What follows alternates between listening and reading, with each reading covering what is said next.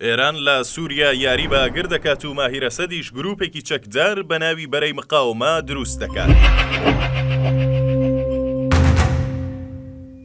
لە ناوچوونی سووریای نوێ خەونی خامنەیی یان دڵدانەوەی ئێرانیەکان بۆ لەدەستدانی شام.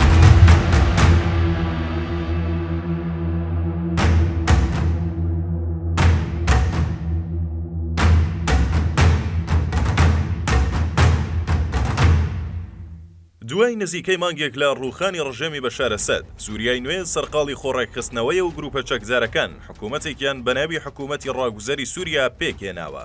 دوای 3 هەفتەش لە ڕووداوەکان لە چەند ناوچەیەکی ناوەڕاستی سووریا و ڕیفی حومس شەڕ و پێکدازان لە نێوان چەند گرووپێکی چەکداری و گرووپەکانی تەحریری شام ڕوویداوە. زانیاری هەواڵگریەکان ئاماژە بەوە دەکەن کە ماهیر ئەسەدی برای بەشار ئەسەد لە شوێنێکی نادیارەوە گرووپێکی چەکداری دروستکردووە و لە پاشماوەکانی ڕژێمی پێشووی سووریا بەرەیەکی چەکداری بە ناوی مقاومە دروست کردووە. ئەو بەرەیە لە چەند ڕۆژی ڕابردووشدا لە ژێر ناوی بەرەنگاربوونەوەی داگیرکاری ئیسرائیل شەڕیان لە دژی گرووپە چەکدارەکانی سووریا ڕاگەیاندووە. گومانەکان بەو جۆرەن کە ماهیر ئەسەد لە ئێران یان شوێنێکی نادیاری سنووری عێراقەوە دەست لە کاروباری سووریا وەربدات، چونکە تەنها کەسیشە لە بنەماڵەی ئەسەد کە هێشتا پەنای نەبردوتە بەر رووسیا یان وڵاتی سێیەم. لەلایەکی دیکەوە عەلی ئەحمەدیان سکرتێری ئەنجومەنی باڵای ئەسایشی نیشتمانی ئێران ڕایگەیاند سەرەڕای ڕووخانی ڕژێمی بەشار ئەسەد لە ساڵانی داهاتوودا بەرخۆدانێکی نوێ لە دژی ئیسرائیل لە سووریا سەر هەڵدەدات.